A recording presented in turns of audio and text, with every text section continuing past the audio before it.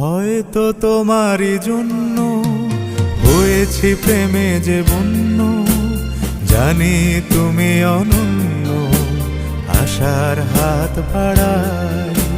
যদি কখনো একান্তে চেয়েছি তোমায় জানতে, শুরু থেকে শেষ প্রান্তে ছুটে ছুটে গেছি তাই।